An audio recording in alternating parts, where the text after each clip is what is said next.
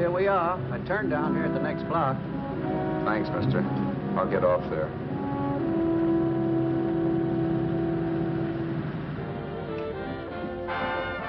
Want anything else? No. Hey, you. Me? Yeah, you. Where you heading? East. Too bad. I thought if you was heading north, I might be able to help you out. I'm pushing the Salt Lake, and I don't like to ride it alone at night. I'm one of those guys that got to talk or I fall asleep. Oh, sure, now my partner, he's got Lou to keep him company, but I ain't got nobody at all. Where you coming from? West. Yeah, sure, I know, but where, L.A.? Maybe. Got a cousin out in L.A.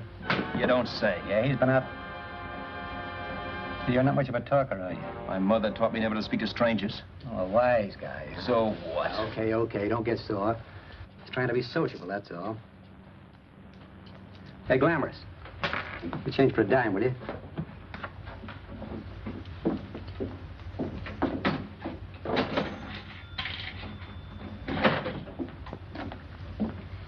Let's have something quieter this time, Joe. My head's splitting. Is that what's wrong with it?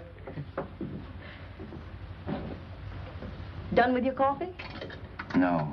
And don't rush me, will you?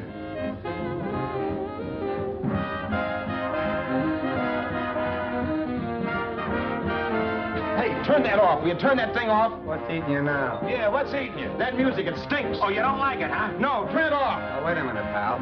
That was my nickel, see? This is a free country, and I play whatever I want to. Okay. Sure, and if you don't like it, you don't have to listen to it. And you can leave here anytime you want to. Okay, I'm sorry I asked. First good piece played tonight and you don't like it. Some people just ain't got any good taste.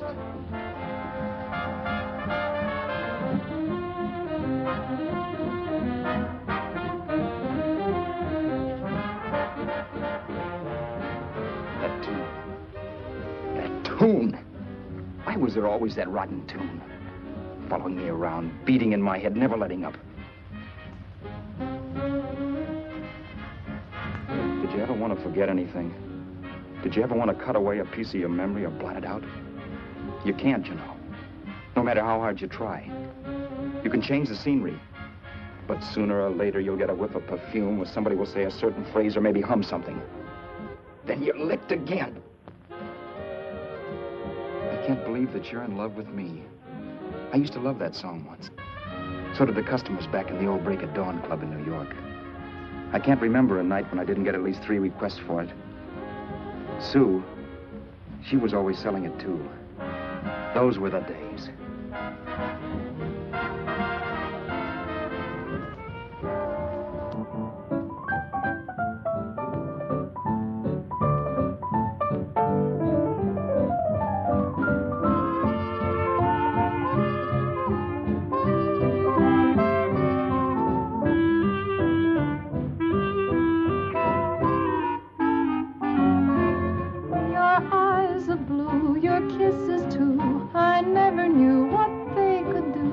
I can't believe that you're in love with me. You're telling everyone you know that I'm on your mind each place you go. They can't believe that you're in love with me. I have always placed you far above me. I just can't imagine that you love me. And after all is said and done, to think that I'm the lucky one, I can't believe that you're in love with me.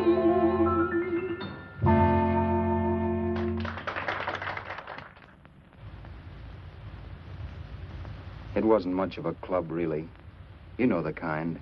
A joint where you could have a sandwich and a few drinks and run interference for your girl on the dance floor. I pounded the piano in there every night from 8 until the place closed up, which usually meant 4 in the morning. A good job as jobs went in those days. Then, too, there was Sue, who made working there a little like working in heaven. But how we felt about each other, well, there was nothing very unusual in that. I was an ordinary healthy guy, and she was an ordinary healthy girl, and when you add those two together, you get an ordinary healthy romance, which is the old story. Sure, but somehow, the most wonderful thing in the world.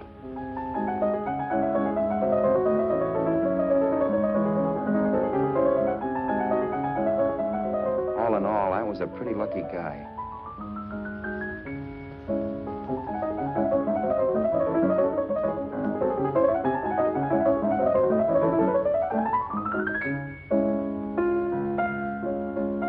Mr. Paderewski, I presume. It's beautiful.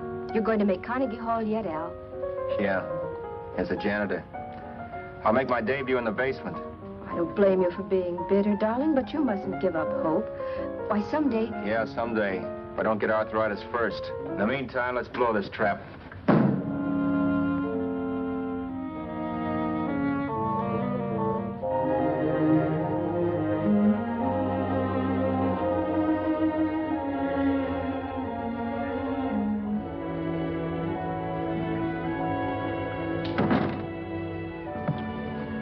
Like to get something to eat, hon? Oh, I don't think so, Al. I lose my appetite working in this flea bag. Let's go home. Okay. I can't stand much more of that dump. Did you see that drunk tonight trying to paw me? No, what drunk?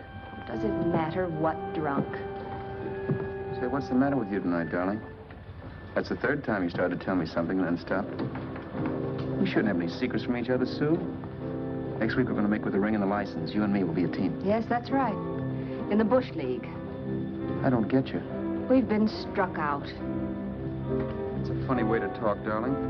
Don't you want to marry me? Al, look, I love you. You know I do, and I want to marry you. But? But not now. Only after we've made good. Sunday, I'm going away. Oh, I know you'll think it's silly. That's why I hesitated to tell you. But I'm going to California. I want to try my luck in Hollywood. That's the most stupid thing I ever heard of. Don't you know millions of people go out there every year and wind up polishing cuspidors? I thought you had better sense. You sound as if you don't think I have any talent. That has nothing to do with it. I'll make out all right. Maybe. But what about me? Doesn't it mean anything to you that you're busting up all our plans? We may not see each other for years? It won't be that long. I thought you loved me. I do. You know I do. Well, here we are. Al, why can't you see my side of it? I'm young. We both are, and we've got all the time in the world to settle down. Oh, really, darling, what I'm doing is the only sane thing to do. I hate the thought of being so far away from you, but we'll be together again someday. Maybe you'll decide to come out too later on. So long. Al, aren't you going to kiss me goodnight? Sure. Why not? Good night.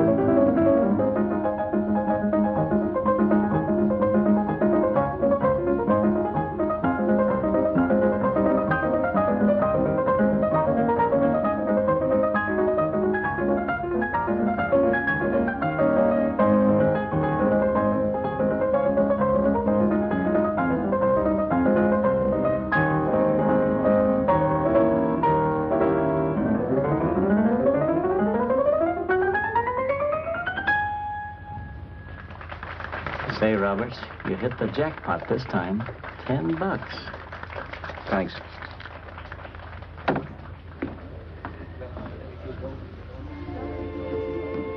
So when this drunk handed me a 10 spot after a request, I couldn't get very excited. What was it, I asked myself? A piece of paper crawling with germs. It couldn't buy anything I wanted. It couldn't... Then I thought of something.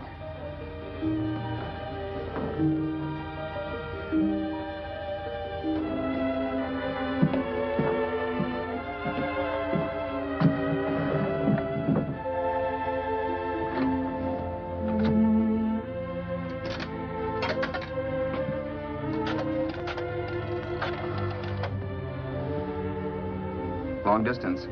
I'd like to put a call through to Los Angeles. Miss Harvey. Sue Harvey, H-A-R-V-E-Y. The number is Crestview 65723.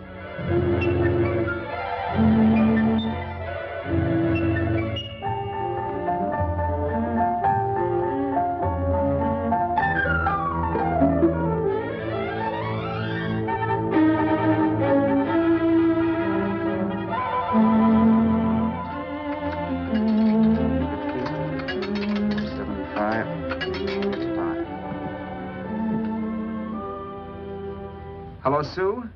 This is Al. Oh, baby, it's great to hear from you, too. What's that? You do? Oh, me too, darling. I thought I'd go batty without you. I just had to... Huh? You're working as a hashlinger? Gee, honey, that's tough. Those guys out in Hollywood don't know the real thing when it's right in front of them. You just stick it out, Sue, baby. Keep going around to those casting offices. I'm sure you'll click. Look, I'll tell you what. You stay put out there, I'll come to you. No, don't try to stop me. Just expect me. Train? Who knows? Train, plane, bus, magic carpet. I'll be there if I have to crawl. If I have to travel by pogo stick. And then, let's get married right away, huh? That's the stuff. That's what I've been wanting to hear you say. Well, goodbye for now. I'll be seeing you soon. Yeah. Bye. The only way I could cross country was to thumb rides. For even after hawking everything, I only had enough money to eat. Money. You know what that is. It's the stuff you never have enough of. Little green things with George Washington's picture that men slave for, commit crimes for, die for. It's the stuff that has caused more trouble in the world than anything else we ever invented. Simply because there's too little of it. At least I had too little of it. So it was me for the thumb.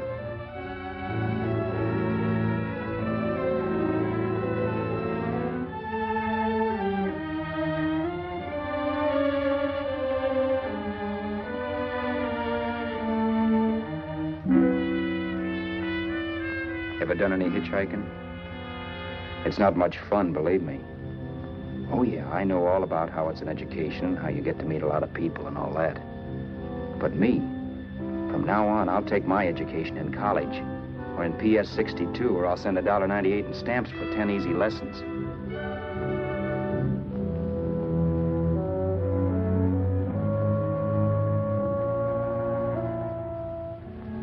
Thumbing rides may save you bus fare, but it's dangerous. You never know what's in store for you when you hear the squeal of brakes. If only I had known what I was getting into that day in Arizona.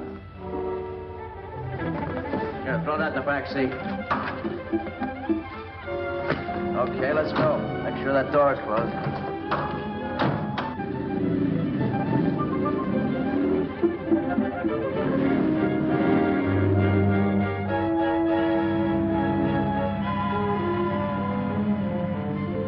You know, Emily Post ought to write a book of rules for guys thumbing rides. Because as it is now, you never know what's right and what's wrong. We rode along for a little while, neither one of us saying anything. I was glad of that. I never know what to say to strange people driving cars. Then, too, you can never tell if a guy wants to talk. A lot of rides have been cut short because of a big mouth. So I kept my mouth shut until he started opening up. Hand me that little box in the compartment, will you, pal? Hold the wheel, will you?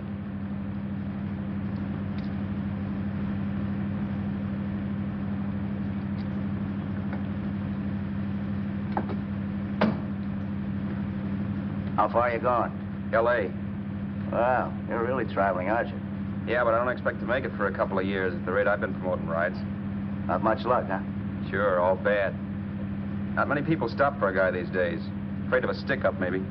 Well, you can't blame them. Where you coming from? New York? Well, New York. You're in luck this time. I'm going all the way. Right through to Los Angeles. You drive a car? Sure. Whenever you're tired, let me know. I'll holler. I guess at least an hour passed before I noticed those deep scratches in his right hand. They were wicked. 3 puffy red lines about 1/4 of an inch apart. He must have seen me looking at them because he said, Beauties, aren't they? They're gonna be scars someday. What an animal. whatever it was, it must have been pretty big and vicious to have done that. Right on both counts, New York. I was tussling with the most dangerous animal in the world. A woman. She must have been Tarzan's mate. Looks like you lost the bob. Certainly wasn't a draw. You know, there ought to be a law against dames with claws. Yeah. I tossed her out of the car in her ear. Was I wrong? Give a lift to a tomato, you expect her to be nice, don't you? Yeah. After all, what kind of dame some rides? Sunday school teachers? Yeah. A little witch. She must have thought she was riding with some fall guy. And me, who's been booking horses around racetracks since I was 20. I've known a million dames like her. 2 million. Yeah. Stopped the car, opened the door. Take it on the yard, the Duffy sister, I told her. That's the stuff. As I was done, huh? But if you want to see a real scar, brother, get a load of this. Wow. I got that one dueling. Dueling? Yeah, we're just kidding, of course. My dad owned a couple of Franco-Prussian sabers. Kept them on the wall for decorations. Well, one day, the kid and I took them down when the old man wasn't around. Had a duel. He got me in the arm here. Pretty mean cut. Infection set in later. Yeah, I can see that. Now, give me that box again, will you? Yeah.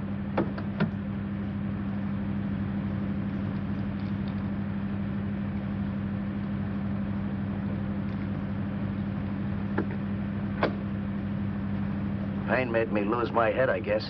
I began slashing. Before I knew it, I'd put the other kid's eye out. That was tough. Well, it was just an accident, of course. Do you know how kids are? I got scared, decided I was going to run away from home. Old man almost caught me when I was packing my duds.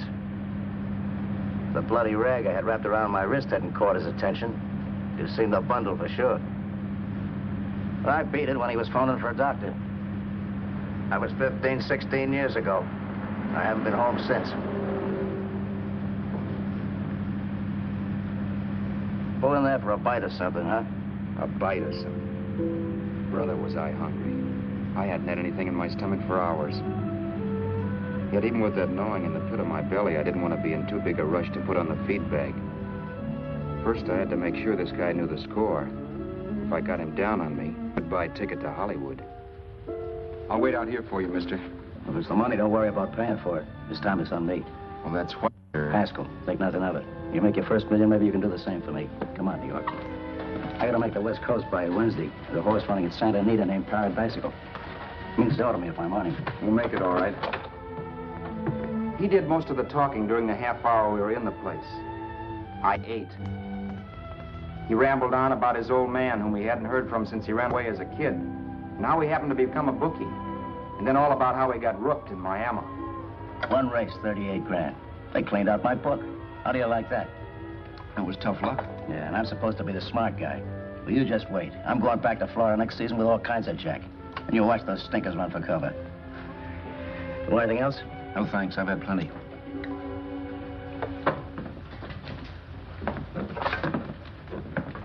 That check there, sister? Oh, just a minute. Your change, sir. Keep it, sister. Oh, thank you, sir. Call again. I'll be waiting outside for you when you finish work. Sharp check, huh?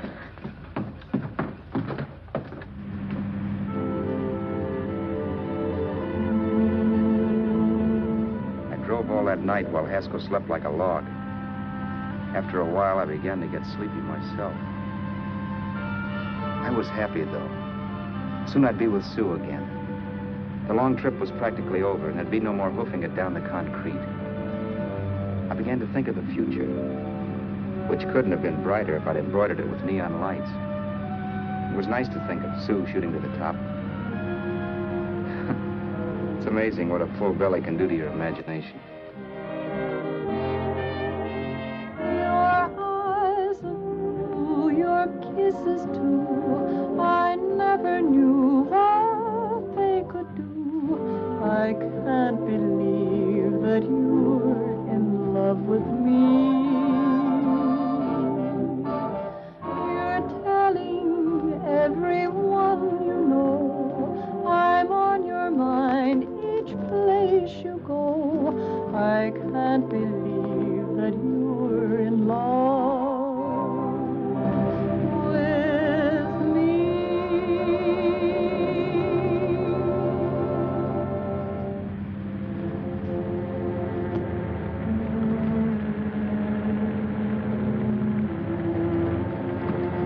Mr. Haskell? Mr. Haskell? Mr. Haskell, wake up. It's raining. Don't you think we ought to stop and put up the top?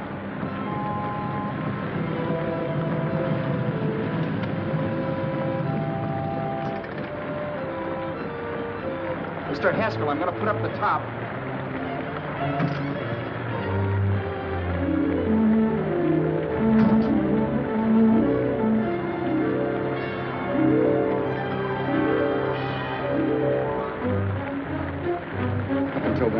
Things my way.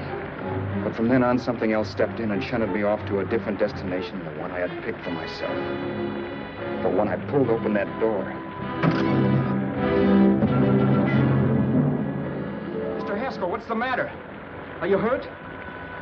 Are you hurt, Mr. Haskell? Start your sermon. I'll listen to it. But I know what you're going to hand me even before you open your mouths. You're going to tell me you don't believe my story of how Haskell died and give me that don't make me laugh expression on your smug faces.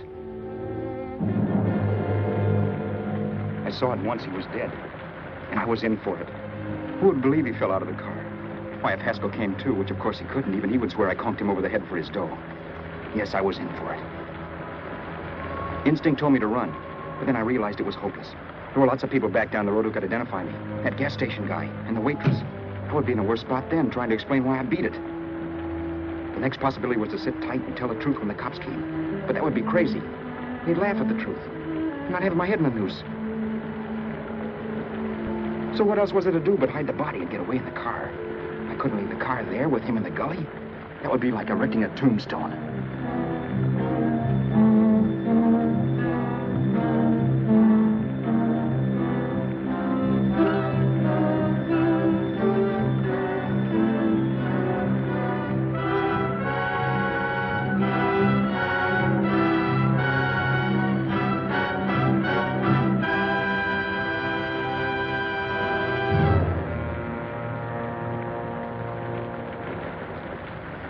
My idea was to cover him with brush, not to rob him. But then I remembered that even if I only drove the car for 100 miles or so, I would need money for gas.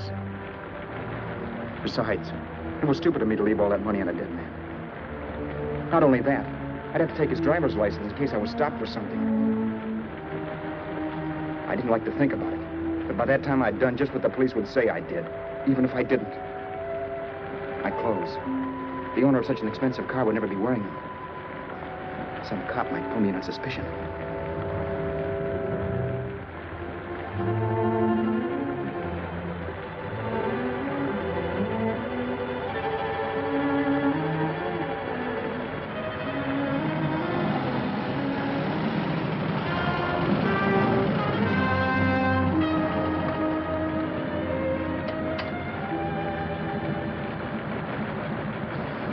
Hey, you, this your car? Don't you know better than to leave a car with the wheels halfway in the middle of the road? That's the way accidents happen. I'm sorry, officer. I was just putting up my top. I didn't think. Well, the next time, think. I'll let you go now, but watch your step in the future. I know that's a lonely stretch, but cars come by here once in a while, and we have plenty of crack-ups. Thanks, officer.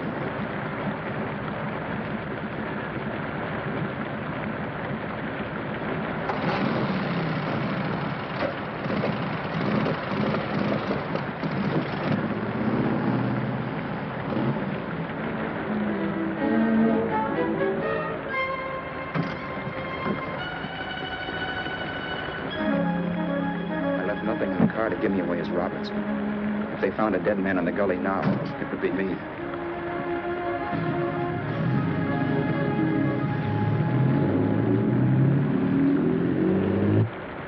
As I drove off, it was still raining, and the drops streaked down the windshield like tears. I kept imagining I was being followed and that I could hear sirens back in the distance. Just how long it took me to cover the 60-odd miles to the California state line, I don't know. I lost all track of time. But the rain had stopped and the sun was up when I pulled up to the inspection station. Hello? Carrying any fruits or vegetables? No. Any livestock or poultry? No. I'd see your registration and driver's license, please. Anything in the baggage compartment? Just baggage. Charles Haskell, Jr., age 30, brown eyes, dark hair. Identifying marks, none. Are you Charles Haskell, Jr.? Yes. Well, remember, if you're employed and you stay over 30 days, you take out California plates. All right, officer, but I'll only be in the state a short while. Right, you can go now.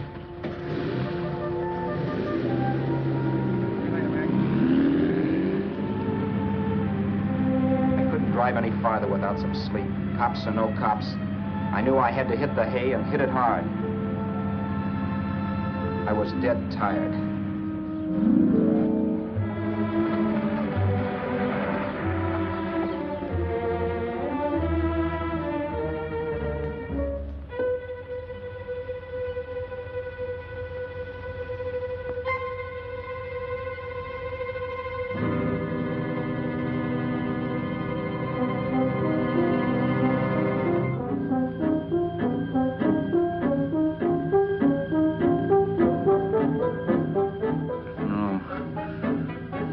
Mr. Haskell.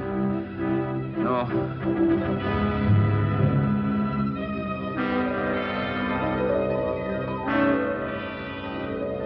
Mr. Haskell, you can't die. I think I did it. No, Mr. Haskell. No.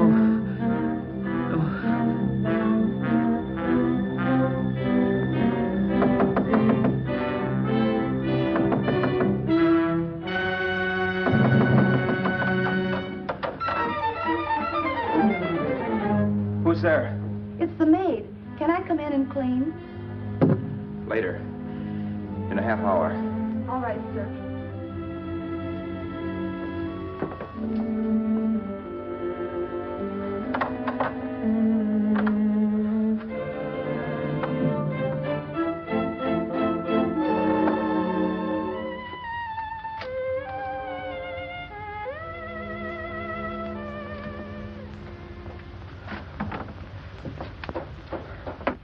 There was no time to lose. Every minute I had to be Charles Haskell was dangerous. And I'd have to be Charles Haskell until I got to some city where I could leave the car and be swallowed up.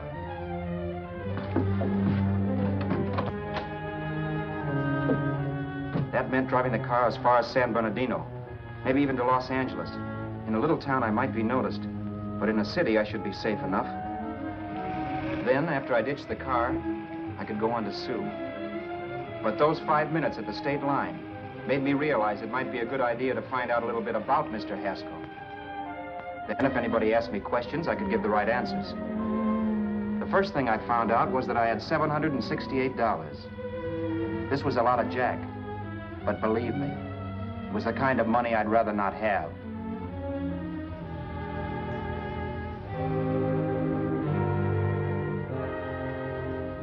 And then I found out from a letter Haskell was carting around in his bag that he wasn't the open-handed, easygoing big shot who went around buying dinners for strange hitchhikers. Before I got done reading it, I saw him more as a chiseler. It was written to his old man in California, the one he hadn't seen in so many years. In it, Haskell posed as a salesman of hymnals, of all things.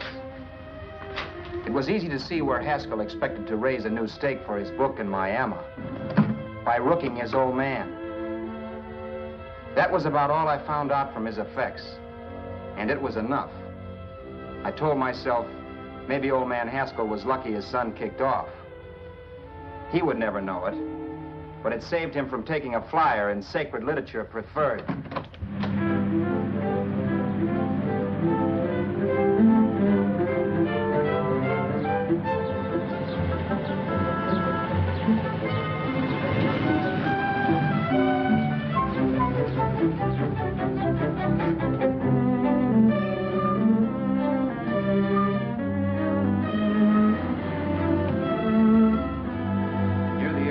Desert Center, I pulled up for water. There was a woman. Hey, you! Come on if you want to ride.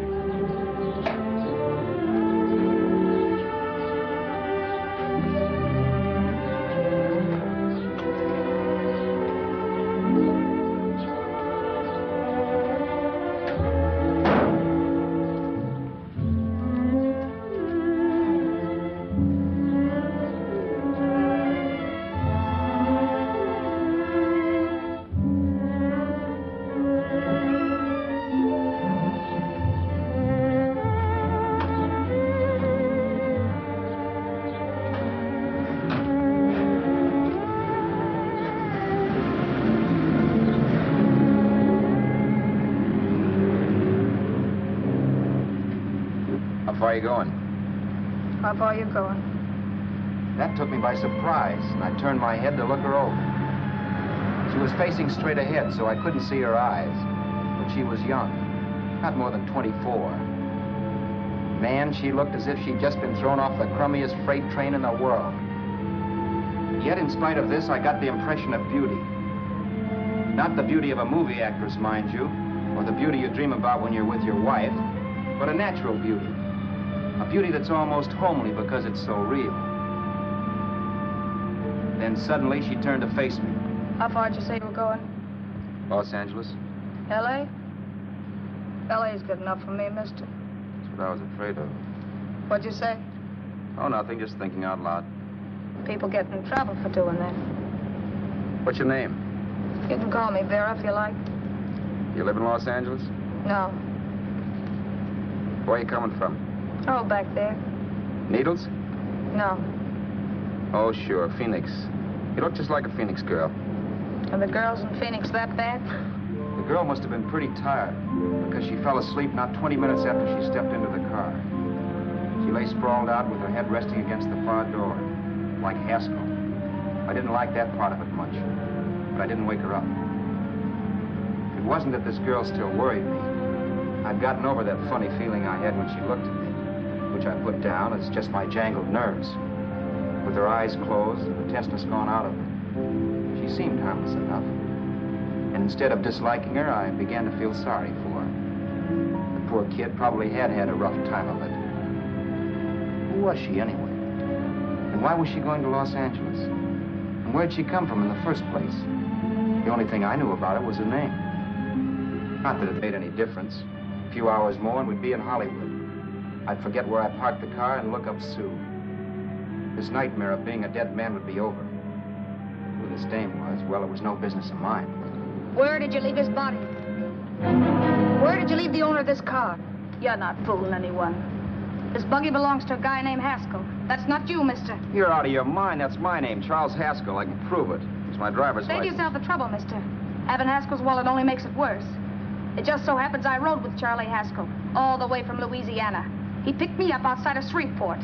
You rode? You heard me. Then it all came back to me. All the talk about dueling and scars and scratches. There was no doubt about it. Vera must be the woman Haskell had mentioned. She must have passed me while I slept. Well, I'm waiting. My goose was cooked.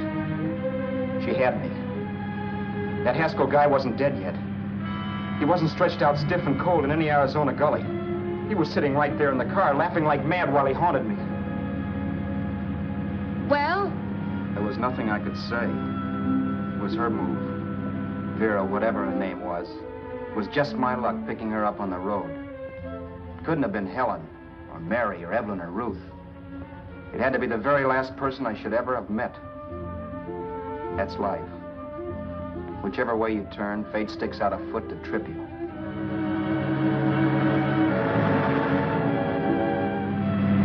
I told her everything everything, but she didn't believe my story.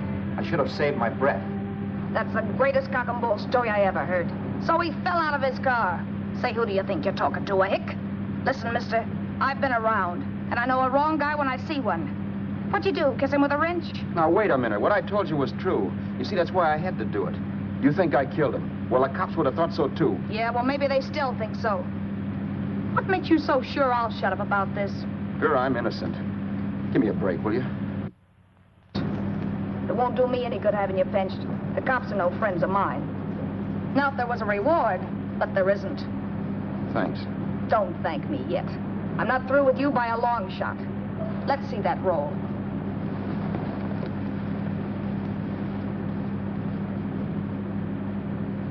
Is that all Haskell had? Isn't it enough? No, I thought he had more. Not that I know of. You can search me. You think I'm holding out on you? Well, maybe I will at that. He told me he was going to bet $3,000 on a horse named Paradisical on Wednesday at Santa Anita.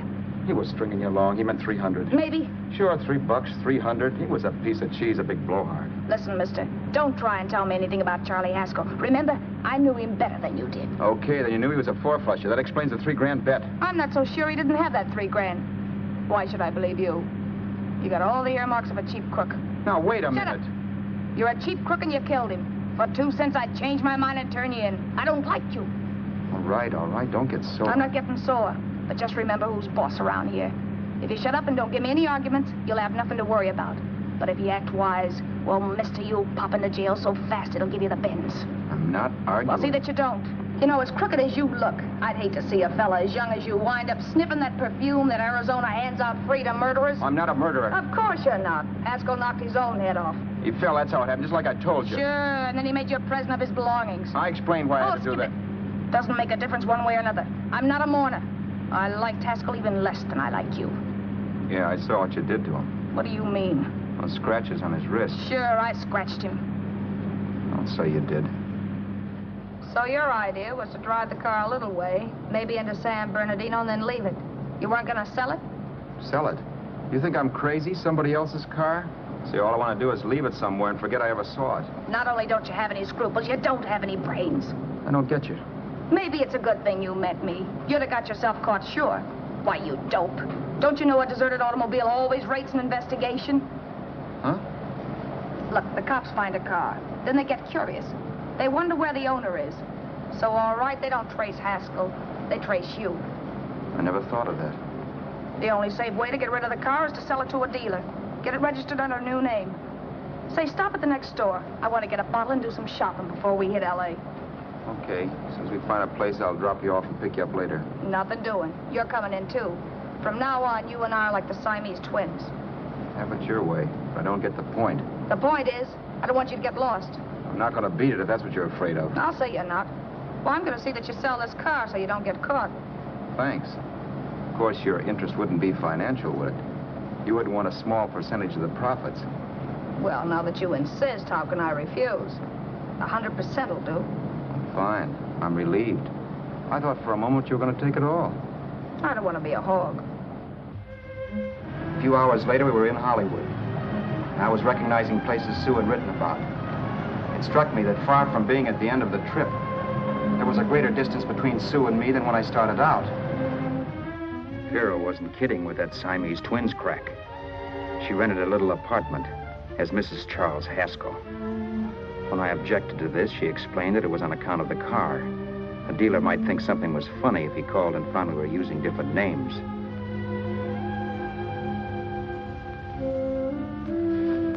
Home, sweet home. Yeah. Not bad, either.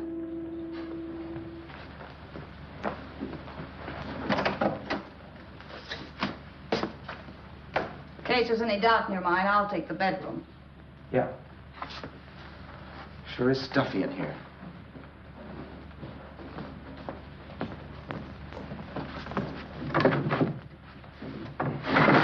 Keep the window shut. Okay. The old crow downstairs said there's a folding bed behind this door.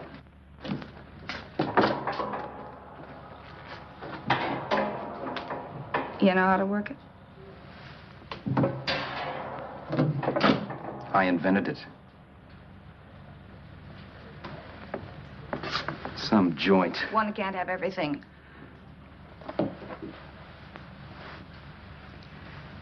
I'm first in the bathtub. I don't know why, but I figured you would be.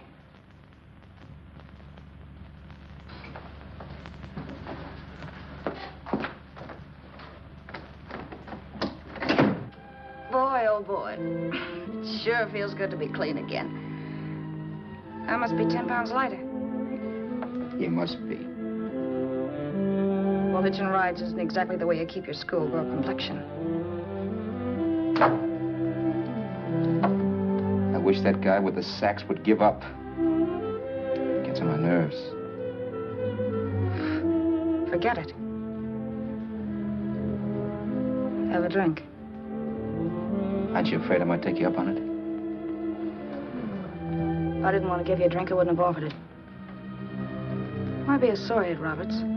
You got yourself into this thing. You should be grateful I'm not turning you in. Why, if I wasn't regular, you'd be in the pen this minute, being photographed, fingerprinted, and being pushed around by the cops. So cheer up. Get rid of that long puss.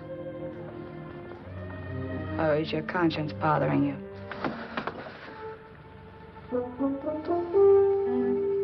No. It isn't. Swell. That's the spirit. He's dead and no woman around to bring him back. Anyway, I never could understand this worrying about something that's over and done with. Now, look, Vera, for the last time, I didn't kill him. Haskell was a sick man. Maybe he was dead before he fell out of the car. I don't know. Sure. He died of old age. All right. So if it'll make you sociable, you didn't kill him.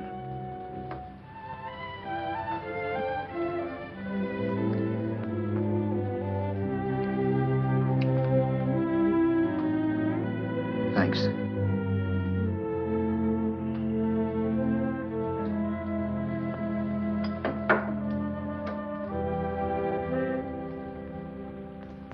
We're out of liquor, Roberts. Yeah. Too bad. I felt like getting tight tonight. Well, I think you succeeded. Am I tight? As a prima donna's corset. That's good. I wanted to get tight. Why? What have you got to get tight about? Oh, I don't know. Few things. Huh. You should have my worries. If I had your troubles, I'd stay sober. And I've got the key to that door. Yeah. Maybe you're right. I'm always right. You know, I don't like your attitude, Roberts. Well, there's a lot of things I don't like. Sure. But life's like a ball game. You gotta take a swing at whatever comes along before you wake up and find it's a ninth inning. You read that somewhere. That's the truth, Roberts. All you do is bellyache. Taking it easy and, well, trying to make the best of things. But maybe that's what's wrong with the whole world. Get the professor. People knock themselves out trying to buck fate. Now, take you, for instance. You're lucky to be alive. Why, suppose Haskell had opened your door. You'd be playing a harp now. Think of that. You think of it. I'm tired of thinking. There's plenty of people dying this minute. I would give anything to trade places with you. I know what I'm talking about. I'm not so sure. At least they know they're done for. They don't have to sweat blood wondering if they are. Your philosophy stinks, pal. We all know we're going to kick off someday. It's only a question of when. But what's got us on this subject anyway? We'll be discussing politics next. Yeah. Where'd you hide the butts? On the table, sucker.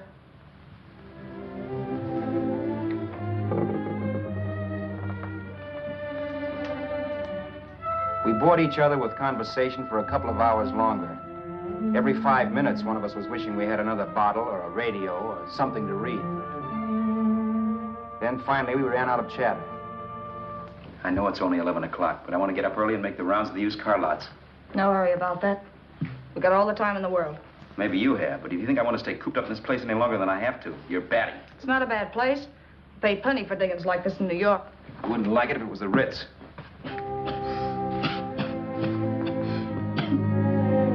rotten liquor. You got a mean cough. Ought to do something about it. I'll be all right. That's what Camille said. Who? Nobody you know. Wasn't that the dame that died of consumption? Yeah. Wouldn't it be a break for you if I did kick off? You'd be free with all Haskell's dough and car. I don't want to see anybody die. Not even me. Especially not you. One person died of me. If you did, well, that's all I need. You don't like me, do you, Roberts? Like you? I love you. My favorite sport is being kept prisoner. After we sell the car, you can go to blazes for all I care. But not until then.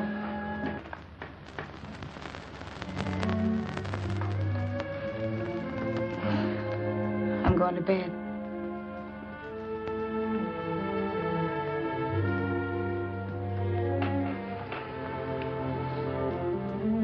Good night, Roberts. Don't try and sneak away during the night. All the doors are locked. Anyway, if I find you gone in the morning, I'll notify the police. They'll pick you up. Don't worry, I know when I'm in a spot. Well, good night. I hope that portable rack isn't too uncomfortable for you. Don't lose any sleep over it, will you, Vera?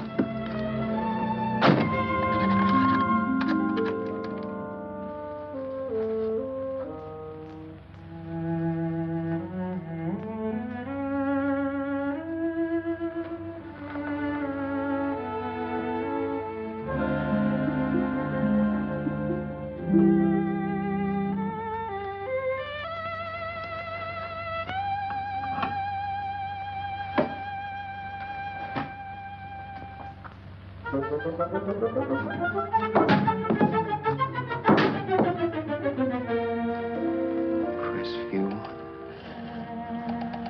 6, 5, 7, 2, 3. Hello? Hello? Hello? Hello?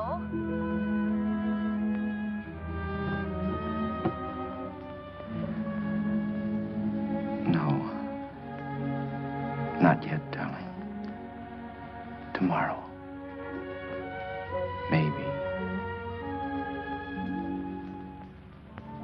If this were fiction, I would fall in love with Vera, marry her, and make a respectable woman of her. Or else she'd make some supreme Class A sacrifice for me and die. Sue and I would bawl a little over her grave and make some crack about there's good in all of us. But Vera, unfortunately, was just as rotten in the morning as she'd been the night before. All right, I'm coming. Look, Vera, it's almost noon. So what? The dealers will be there all day? They'll be there all year, too, but it doesn't wait that long. Shut up. You make it like a husband. Well, do I rate a whistle? You sure do, but let's go. Let's go, let's go. I spent $85 in 2 hours preparing bait, and all you can say is let's go. Come on.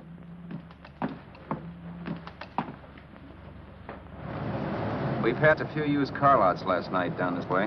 What do you think we can get for this heap? I don't know. Plenty. Just let me handle everything. Think we can get $2,000? I don't know, but don't worry. I'll squeeze as much out of this guy as I can. If I let it go cheap without a fight, he might think we've stolen the car. And listen, don't make any slips and call me Roberts. That'll cook us. I don't need you to tell me that. You better just sit by and keep your mouth closed. Remember, we're both in the soup if anything happens. Forget it and drive.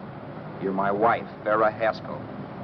Look, after the deal's closed, let's go back to that place on Hollywood Boulevard where I saw the fur jacket.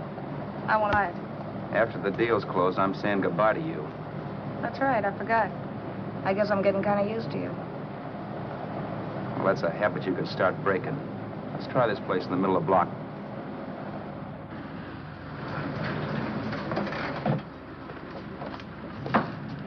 Good afternoon. What can I do for you?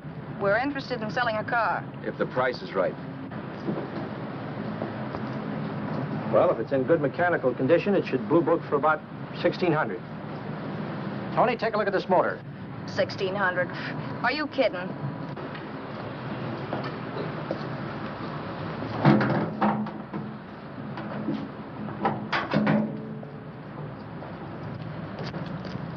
Well, maybe $18.50. Before I let it go for $18.50, I'll wreck it and collect the insurance first.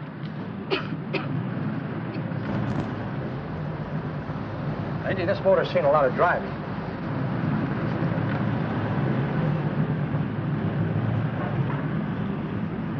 Well, the mechanic inspected the car. We haggled.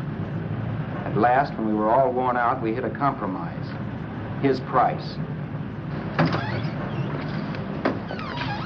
Okay, it's a deal. All right, come in. We'll sign the papers. I have the ownership papers right here with me. Look, Vera, in the meantime, will you clean a dash compartment? There may be some stuff in it. All right, darling. $1,850. That dirty crook.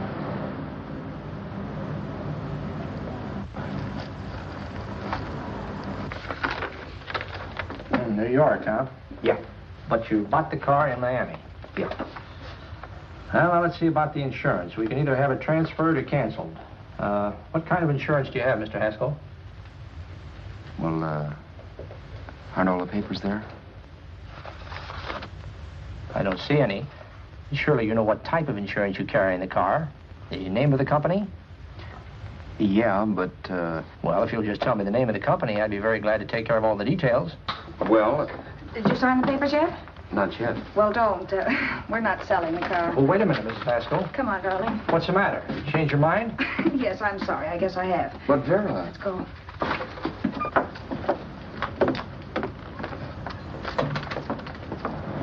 You got me out of a tight spot, Vera. But I still don't understand all this. You will in a minute. I almost threw away a gold mine. $18.50 isn't to be sneezed at. The car doesn't book for as much as I thought. We're not selling the car. You want to keep it. Now, wait a minute, Vera. You said yourself I wouldn't be safe until the car was in someone else's name. I'd like to be free of this mess when I go. That's just it, Roberts. You're not going. There's a drive-in at the next corner. Pull in there and we'll get a bite to eat. And I'll explain. What is this, another one of your brilliant ideas?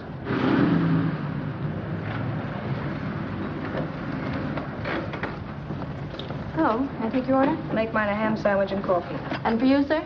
Oh, I don't care. The same. Thank you.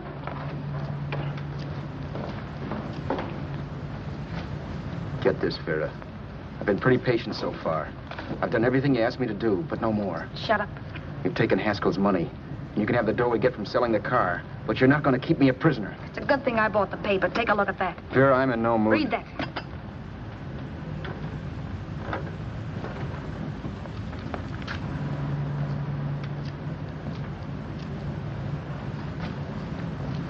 No. Yes. No, I won't do it. Yes, you will. You think I'm crazy? It's impossible, I tell you. Excuse me.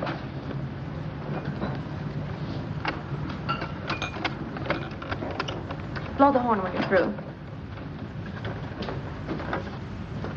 No one could possibly get away with an act like that. It'd be wise to me in a minute. Don't be yellow. You look enough like him. The same coloring and the same build. See how his clothes fit you? No kidding, you almost had me fooled for a while. Oh, grow up, Vera. Don't you think a father knows his own son? And there must be other relatives. The father won't have to know you. We'll wait till he gives up the ghost. He's an old geezer and he won't pull through. And as far as other relatives are concerned, they haven't seen you in 15 or 20 years. Eat. I'm not hungry. And I won't do it. It's not as tough as it sounds. Remember, you've got all kinds of identification. His car, letters, license. I could never get away with it. It's the stupidest thing I've ever heard. The old boy has scads of dough. Look in the paper there. Personal fortune assessed at over $15 million. He'll leave plenty, I tell you. Maybe he cut off his son. How do we know? It's out, Vera. I won't have anything to do with it. I think you will. Look, Vera, I'll do anything within reason. But not that. So forget it. Or find yourself another stooge. You sap. You'll be fixed for the rest of your life as Charlie Haskell. You can take your inheritance and go away. No more worrying about the rent, no sweating, scheming, wondering where your next meal's coming from. Think about that, Roberts. Vera, please, you're talking too loud.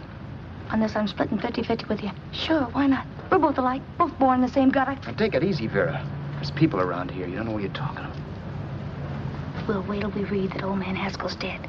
Then you show up. Like you read in New York that he was sick. No. Suppose he doesn't die. He will. I know he will. Something tells me. But as much as I insisted I would have no part of her scheme, Vera was taking it for granted I would. Neither of us had our mind on the cards as we played that night. I knew we were just trying to kill time between newspaper editions. This was a death watch for Vera. Maybe it was for me, too. Don't you realize if I'm caught, they'll want to know where I got the car and stuff, and they'll have me on a murder charge. If you're smart, you won't get caught. I knock for 7. And if I'm caught, don't you realize you'll be out, too? 18 points. That gives me 30. How will I be out? You'll be out $1,850 we would have gotten on the car. Really, Vera, you'd be an awful chump if you threw away all that dough on a dizzy long shot. Let me sell the bus tomorrow. With the money it'll bring and what you've already got, a clever kid like you can run it up in no time. Then we'd both be in the clear. I'll be in the clear anyway. Maybe. Maybe. But if I got caught, I'd get good and sore at you, you know. You mean you'd squeal? Well, no, not squeal exactly. Never mind what you meant. Even if you did tell the cops I was in on it with you, what could they do to me? They might give me the same medicine they gave you. Yeah. A rope. But I'm on my way anyhow. All we'll be doing will be rushing it. All right. But think of the $1,850 you'd lose. You'd kick yourself along the block and let it get away from you. I'll take the chance. Want another drink? You're being a goon. That's the way people wind up behind the 8 ball. Once they get a few dollars, they become greedy and want more. My. Caesar. Who? You know that Roman general? He got his for being greedy. He wasn't satisfied, so the final wind-up was he took the count. A couple of days ago, you didn't have a dime. Why, you were so broke you couldn't pay cash for a postage stamp. Now you've got almost $700 with $1,850 in the offing. Take my advice. Don't try for more. I'm tired of this game. Let's have some blackjack. Play solitaire. Okay, I will if that's the way you feel about it. That's the way I feel about it. Getting sore and throwing things won't help much, Roberts. I'm really doing you a favor. I help you out of a jam by keeping my mouth shut. I show you how to make some soft money. And what thanks do I get? Thanks. Sure. Or would you rather call the cops and told him you killed the man and stole his money? I didn't kill anybody. Yes, you did. No, I didn't. You know I didn't. All right, then. Suppose I call the cops. If you're innocent, what do you got to be scared of? Okay. Call him, you mutt. Go ahead and call him, see if I care. At least they'll give me a square deal. You want me to call them? You heard me. But I'm warning you. If I'm pinched, I'll swear you were in on it. I'll say that you helped me. If I fry, I'll get even with you. You wouldn't dare. You didn't. Yeah? Then try it and see. Call him. Yeah. Okay, I will.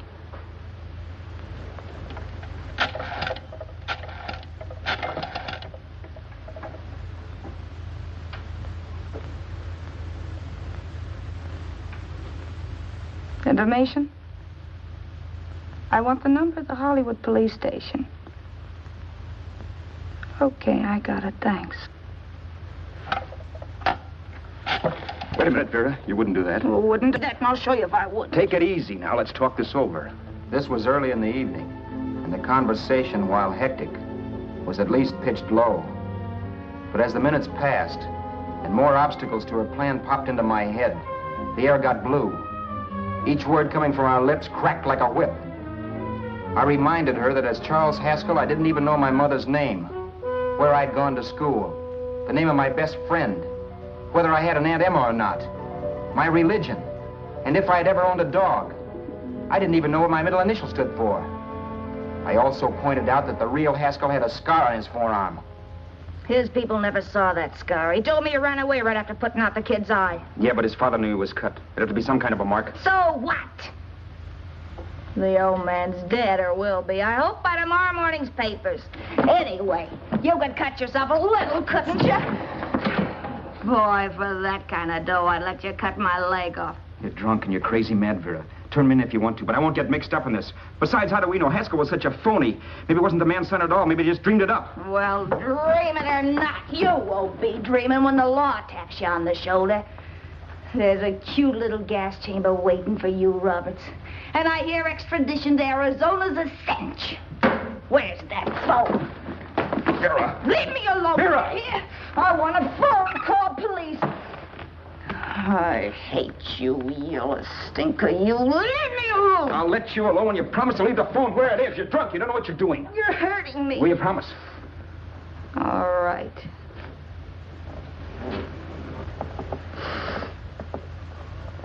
You hurt me. I'm sorry, but...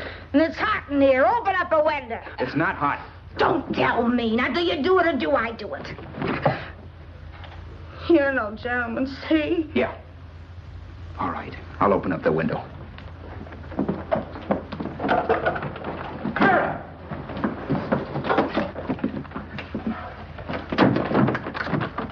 open the door. Please open the door. Vera, open the door. Don't use the phone. Listen to me. I don't like you, Roberts. You're no gentleman, see? You hurt my hand, and I'm going to get even with you. If you don't open the door, I'm going to kick it down, Vera. Vera, don't call the cops. Listen to me. I'll do anything you say.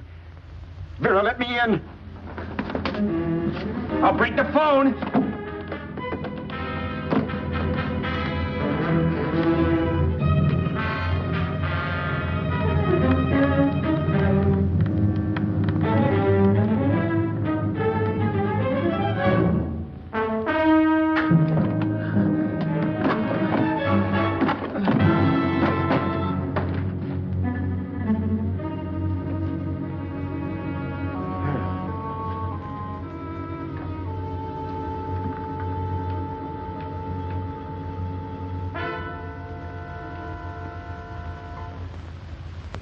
The world is full of skeptics.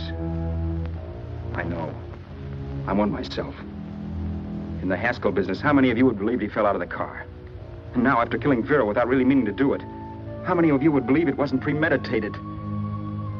In a jury room, every last man of you would go down shouting that she had me over a barrel and my only out was force.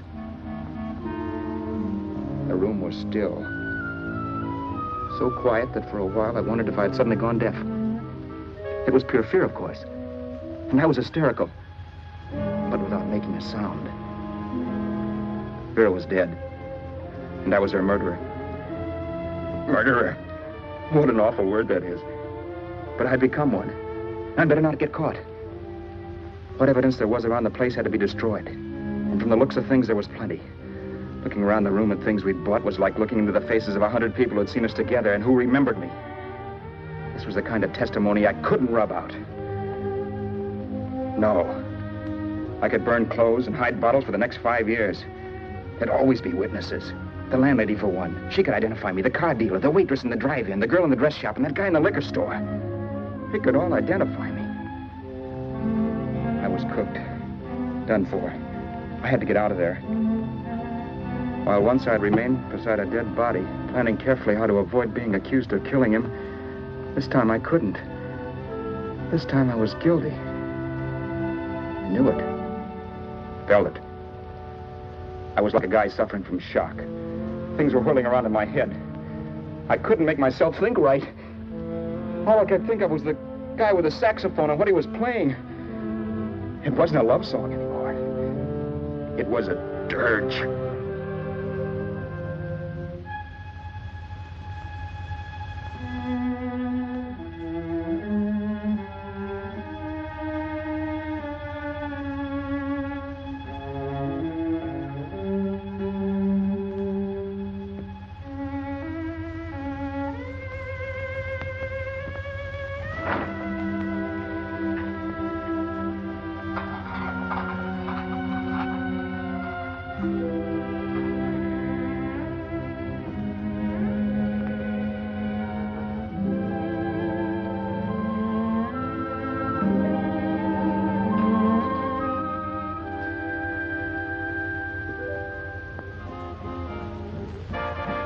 My problems weren't solved.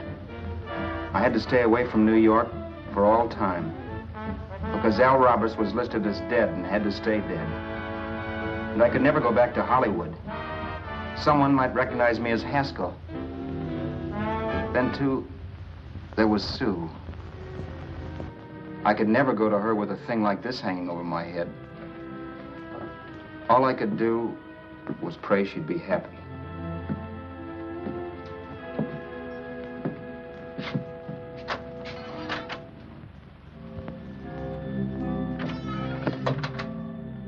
I was in Bakersfield before I read that Vera's body was discovered, and that the police were looking for Haskell in connection with his wife's murder. Isn't that a laugh? Haskell got me into this mess, and Haskell was getting me out of it. The police were searching for a dead man.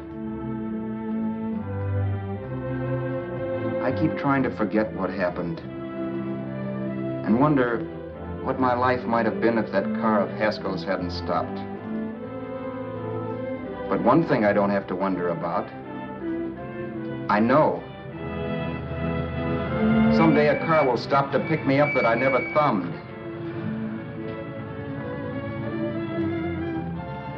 Yes. Fate, or some mysterious force, can put the finger on you or me for no good reason at all.